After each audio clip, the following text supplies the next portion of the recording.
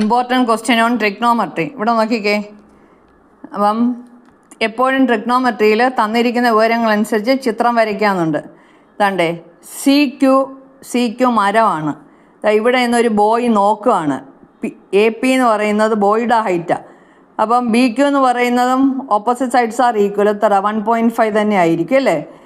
അപ്പം ഇവിടെ നോക്കിക്കേ, ഈ ട്രയാങ്കിള് 45, ഇവിടെ 20.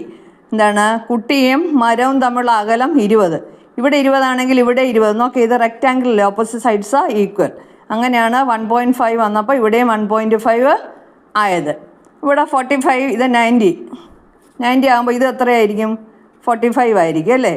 അപ്പോൾ ഈ രണ്ട് ആംഗിൾ ഈക്വൽ ആണെങ്കിൽ ഓപ്പോസിറ്റ് സൈഡ്സ് ഈക്വൽ ആയിരിക്കും, എതിർവശങ്ങൾ തുല്യമാണ്. ഇവിടെ 20 ആണെങ്കിൽ ഇവിടെയും 20 ആയിരിക്കും അല്ലേ? അപ്പം മരത്തിൻ്റെ ആകെ ഉയരം എന്ന് പറഞ്ഞാൽ 20ഉം 1.5ഉം എത്ര കിട്ടും? 21.5. Height of the tree equals BC plus BQ. എത്ര? BC എത്ര? 20 പ്ലസ് 1.5. അപ്പോൾ 21.5 മീറ്റർ ആയിരിക്കണം. മീറ്ററാണ് ഇതിൻ്റെ ട്രീയുടെ ഉയരം. നോക്കണേ, എന്ത് എളുപ്പമുള്ള ചോദ്യമാണ്. പക്ഷേ ഇത് 45ൻ്റെ പകരം 45 ആയതുകൊണ്ട് ഇത്ര എളുപ്പമായത്. 60 വരാം. എന്താണ് 60യോ വേറെ ഏതെങ്കിലും ആംഗിൾ വരാം. 60 വന്നാൽ ഇവിടെ എന്തായിരിക്കും? 30, 60, 90 ട്രയാങ്കിൾ ആവും. അപ്പോൾ ഓപ്പോസിറ്റ് സൈഡ്സ് 1:3:2 എന്ന് വരും.